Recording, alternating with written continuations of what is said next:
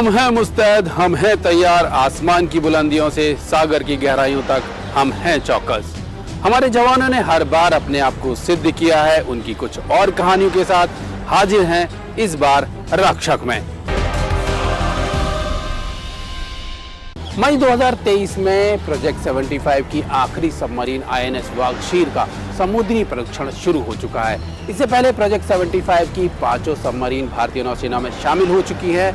ये अपने आप में भारतीय नौसेना की ताकत को तो बढ़ा ही रहा है, लेकिन इंडो पैसिफिक में भारतीय नौसेना की नेट सिक्योरिटी प्रोवाइडर की जो भूमिका है उसमें भी इजाफा कर रहा है।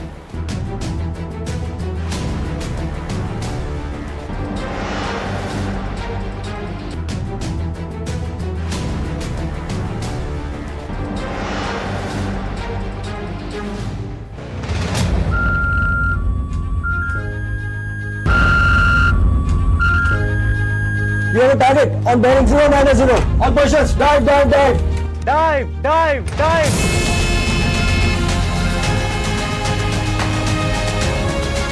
Target parameters acquired, sir. Very good. Fire W81 and 2. W81 and 2, fired, sir.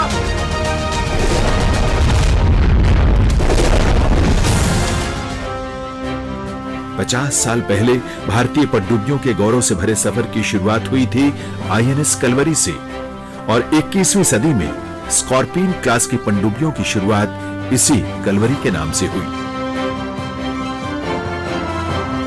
इसका निर्माण मुंबई के मझगांव डॉक में प्रोजेक्ट 75 के तहत हुई।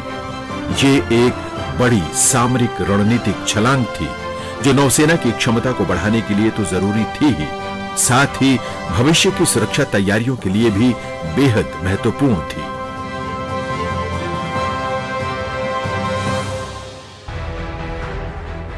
प्रोजेक्ट 75 की सफलता पिछले 75 सालों में नौसेना के सफर को भी बताती है कि कैसे हम किलो क्लास के किलर शार्क के बाद अब अत्याधुनिक स्वदेश निर्मित स्कॉर्पियन क्लास तक पहुंच चुके हैं।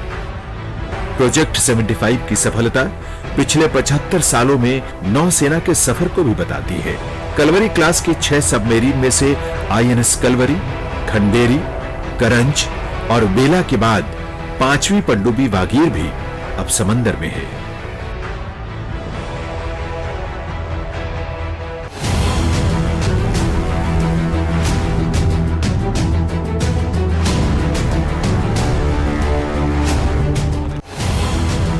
दुश्मनों के छक्के छुड़ा देने वाली भारतीय नौसेना की समुद्र के पानी के भीतर से युद्ध करने की क्षमता और बढ़ गई है।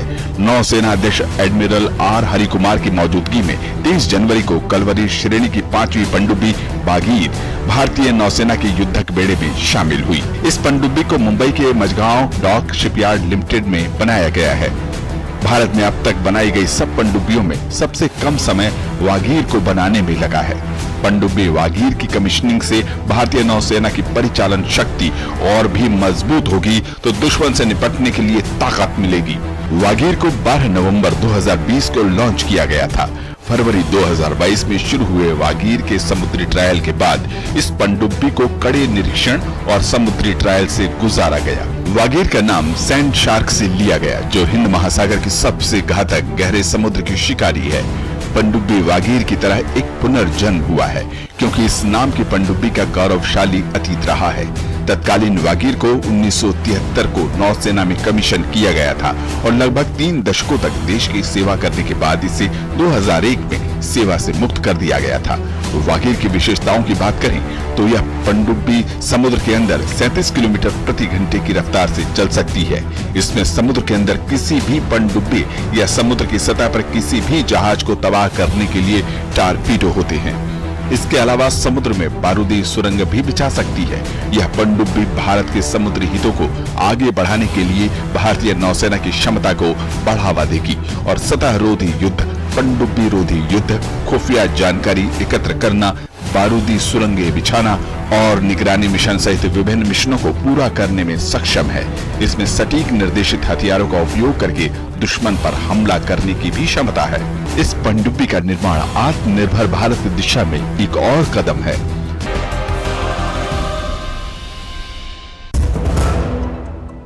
I practice yoga every day. It has nurtured and enriched my life.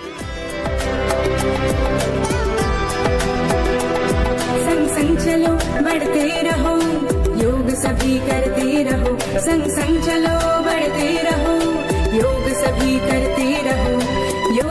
योग करने से स्मरण शक्ति बढ़ती है, सब आसानी से याद हो जाता है। योगा ही जीवन का एक आधार है। योग से बॉडी बहुत फ्लेक्सिबल होती है। बढ़ते रहो, योग सभी करते रहो। मैं प्रतिदिन योग करता हूँ, इसने मेरा सामर्थ्य और आत्मविश्वास बढ़ाया है। आप भी योग अपनाएं, स्वस्थ, सानंद और ऊर्जावान रहें। आयुष मंत्रालय, भारत सरकार द्वारा जनहित में जारी। वसुधैव कुटुम्बकम्।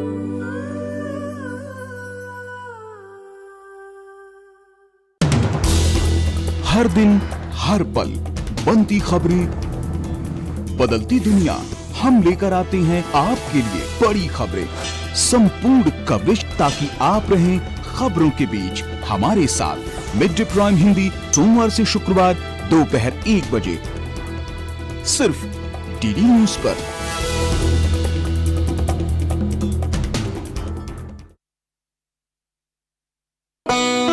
ऋषि मुनियों की दीर्घ आयु का योग है आधार। स्वस्थ तन और मन से बदले जीवन का आकार।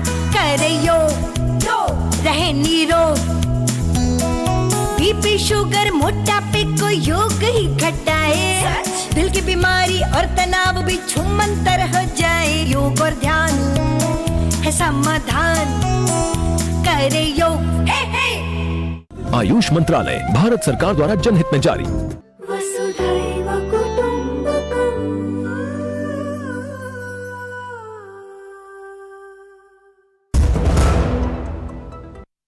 भारतीय परिप्रेक्ष्य में अगर हम सबमरीन के इतिहास पर नजर डालें तो 60 के दशक से शुरू हुआ भारतीय सबमरीन का इतिहास अपने आप में उतार और चढ़ाव से भरा रहा है। जहां 60 के दशक में ब्रिटेन ने भारतीय नौसेना को सबमरीन की ट्रेनिंग देने का प्रस्ताव किया, उसके बाद से सोवियत गणराज्य ने हमें पहली सबमरीन दी। उसके बाद से भारतीय नीति निर्माताओं ने एक लंबी पहल, एक लंबी स्ट्रैटेजी तैयार की कि आखिर भविष्य में किस तरीके से नौसेना अपने पैरों पर खड़ी होगी, किस तरीके से नौसेना की जो शक्ति है वो अपने आप में बढ़ती रहेगी।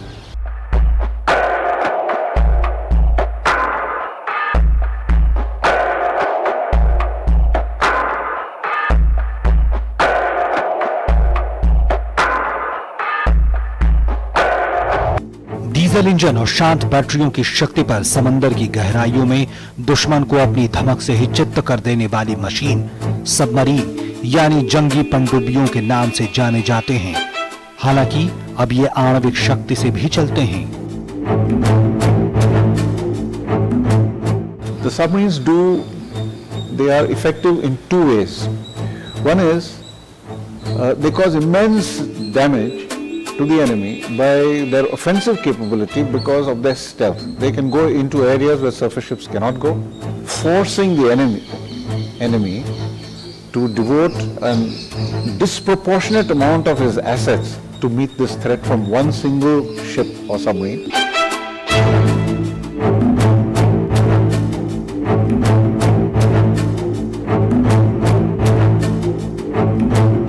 इन मशीनी शार्कों ने दोनों विश्व युद्धों में अपनी भूमिका से युद्धों का रुख ही मोड़ दिया था।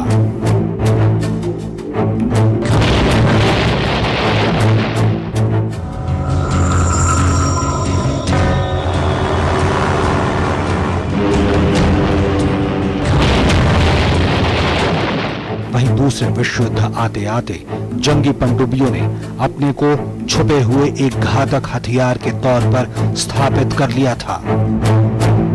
Submarines played a decisive role in World War II. Let's take one side, Atlantic. Britain was fighting a war against Germany. Before the Americans joined in, she was alone. And she was dependent on everything for sea. Everything came to her for sea, by sea. And unless she, for survival, for her own survival, unless protected the goods coming by sea, by ship, she was finished. The submarines operating, German one submarines operating in North Atlantic, practically killed all they sank all the shipping. But fortunately for the British, the Americans came to their help, and it so happened the Germans didn't have enough submarines to carry on the offensive. दूसरे विश्व युद्ध में Germany की पनडुब्बियों ने Britain जैसी नौसैनिक शक्ति को जैसे गले तक ही दबोच लिया था। आजादी के बाद से ही भारत की नौसेना ने यह समझ लिया था कि एक संपूर्ण नौसेना के लिए समुद्री मशीनी शार्कों की एक मजबूत कतार जरूरी है। A balanced fleet is balanced navy is something which can operate in the air, over the sea. It can operate on the surface of the water. It can operate underwater, and it can also land, carry out amphibious operation, which means send out naval infantry or marines to carry out amphibious operation against the enemy land. So this was the concept, and we inherited this. And the idea was always there, and we have always done our best. Our leadership has done its best to always have what we call a balanced navy. 68, 18th, I think, we sailed. And the route was from Baltic to North Sea, through the gap between Denmark and Sweden, then through English Channel, Bay of Biscay, North Atlantic, South Atlantic, and Indian Ocean, around the Cape of Good Hope, which was about nearly a month, 29 days. We were non-stop we were going. And as you approach the South and Southwest Africa, there were terrible weather conditions, mountainous seas, and the submarine was fully submerged, still on the surface, hasn't dived. The water was going over it. We reached Port Louis in June 68, and we were supposed to enter harbour on a goodwill visit. There is no paint left on the submarine, all washed off. They were painted with some colour. Normally submarines are painted black.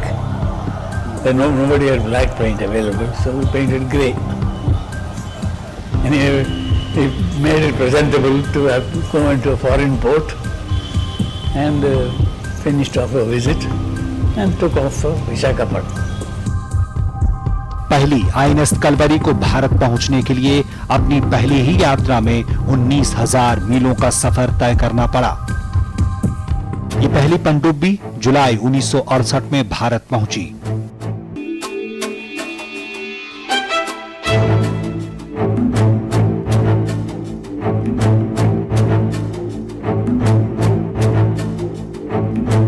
As soon as the Second World War ended, the Cold War came in, and they put India on the other side of the Cold War, which meant that being at the same time trying to be close to both and equidistant from both.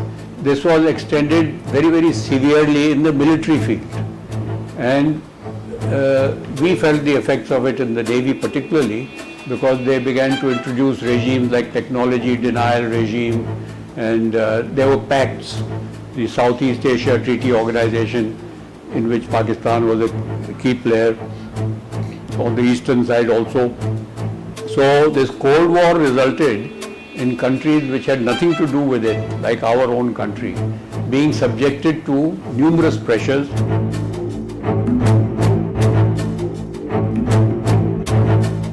उन्नीस में पहली बार यह तय हुआ कि भारतीय नौसेना अपनी पनडुब्बी शाखा के लिए पनडुब्बियां खरीदेगी।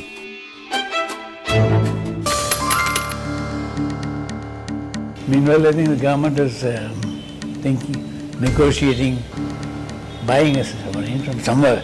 And the obvious people they approached were the British, with whom we were trained. And the British, in the usual patronizing way, particularly Indians, they offered us an old junk which era due to be scrapped, which life probably left 1 year or so, and probably overdue for its disposal. Naturally, the government would not accept it. British Bharat को नई तकनीक की पनडुब्बियों की आपूर्ति नहीं करना चाहता था। हालांकि ब्रिटिश नौसेना भारतीय नौसैनिकों और अधिकारियों को प्रशिक्षण देने के लिए सहमत थी।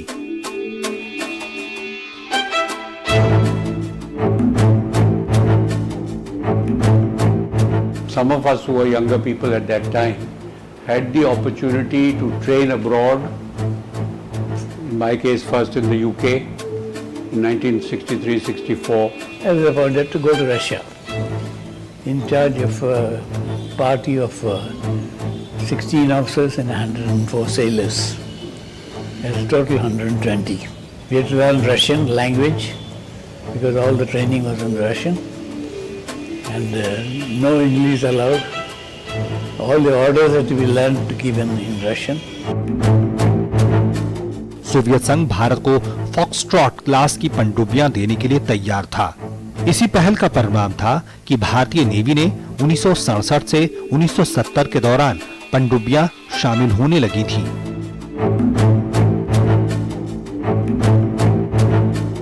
Along with this, in 1969-1970, we received 2 more ships from the Soviet Union.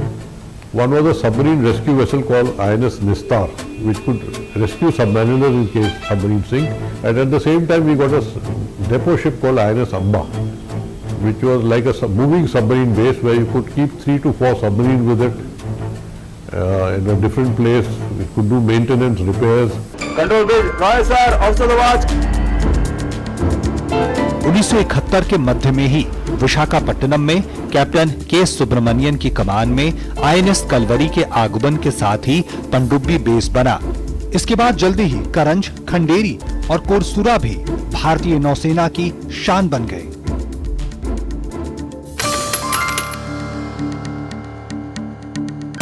Now, this was in the second half of 1970 and the early 2 or 3 months of 1971. One could sense from the refugee crisis on the eastern side, from then East Pakistan. So we had a sense that things were heading towards some kind of a denouement, as they say in French. 4 दिसंबर 1971 को नौसेना ने कराची बंदरगाह को निशाने पर लेने के लिए शुरू किया ऑपरेशन ट्राइडेंट। 8 और 9 दिसंबर 1971 की आधी रात को भारतीय नौसेना के अभियान ने पाकिस्तान के कई मुख्य युद्धक जहाजों को कराची बंदरगाह के नजदीक ही ध्वस्त कर दिया।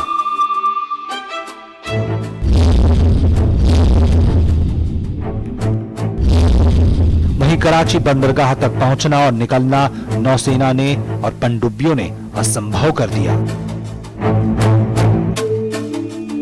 युद्ध समाप्त होते होते पाकिस्तान अपने घुटनों पर था और 16 दिसंबर 1971 को पाकिस्तानी सेना के करीब 1 लाख थल सैनिकों ने पूर्वी पाकिस्तान में आत्मसमर्पण कर दिया।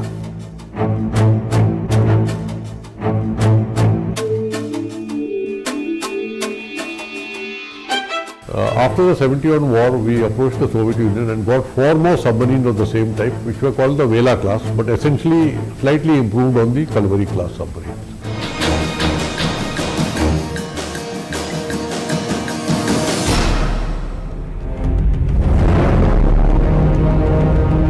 उन्नीस को पोखरण के पहले परमाणु परीक्षण के बाद से ही नाभिकीय पनडुब्बियों को लेकर सुगबुगाहट शुरू हो गई थी। We took a submarine on lease from the Soviets, the first Chakra, now there's the second one. And at the same time, that was to be used as a platform for us to study the methodology, the technology, the operational aspects of it. And we were working on our own nuclear submarine design. 80 का दशक बड़े बदलाव लेकर आया। नाभिकीय पनडुब्बियां अब नौसैनिक शक्ति का एक बड़ा हिस्सा मानी जाने लगी थी। नाभिकीय पनडुब्बियों ने तो जैसे इन समुद्री मशीनी शार्कों को और घातक बना दिया था। We finally commissioned Chakra. That was surely the greatest day of my life anyway. So this gave you tremendous advantages. It gave all the stealth of a submarine and unlimited range. She could go 3 times round the world without refueling.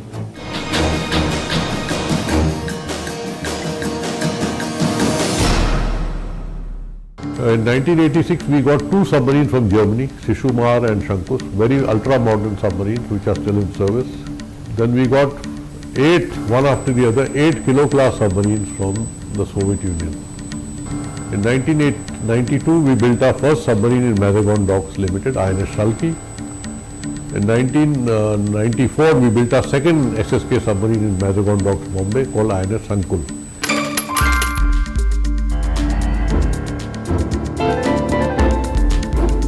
उन्नीस आते आते योजना बनी कि भारतीय नौसेना 2 अलग अलग क्लास की पनडुब्बियों को अपने बेड़े में शामिल करने के साथ साथ खुद अपने बल पर 12 पनडुब्बियों का निर्माण करेगा।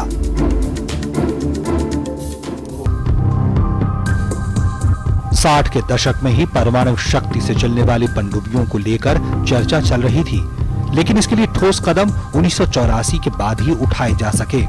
इसे नाम दिया गया ATV पनडुब्बी कार्यक्रम यानी advance technology vessel submarine program. There were initially a lot of problems at the conceptual stage itself, because submarine design was something totally new to us, and here we had undertaken a mammoth task of conceptualizing, designing, building and operationalizing the submarine. साल 2009 तक भारत में देश में ही बने ATV पनडुब्बी INS Arihant समंदर में उतार दी गई।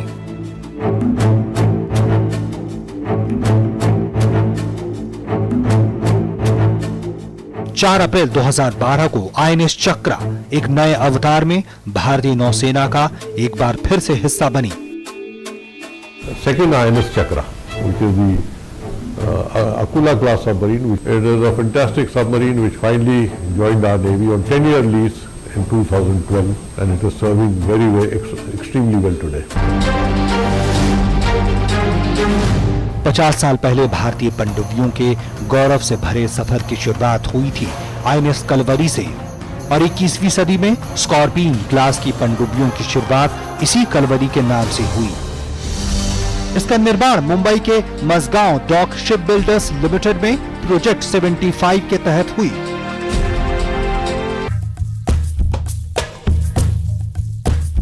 ये एक बड़ी सामरिक रणनीतिक छलांग थी जो नौसेना की क्षमता को बढ़ाने के लिए तो जरूरी थी ही, साथ ही भविष्य की सुरक्षा तैयारियों के लिए भी बेहद महत्वपूर्ण थी। यानी दुश्मनों को हिमाकत करने का मौका शायद ही मिले।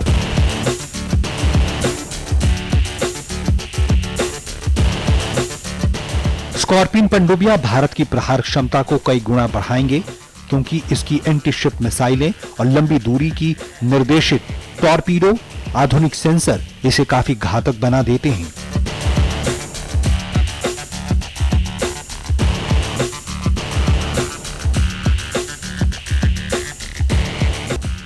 स्कॉर्पियन पनडुब्बियां भविष्य का उद्घोष हैं, जो भारतीय नौसेना के दर्शन, गौरव से भरा आज और जीवंत कल को सच साबित करता है। भारतीय नौसेना और विशेषकर पनडुब्बियों की बेड़े की जिम्मेदारी अरब सागर, हिंद महासागर और बंगाल की खाड़ी की हलचलों पर निगाहें जमाना है।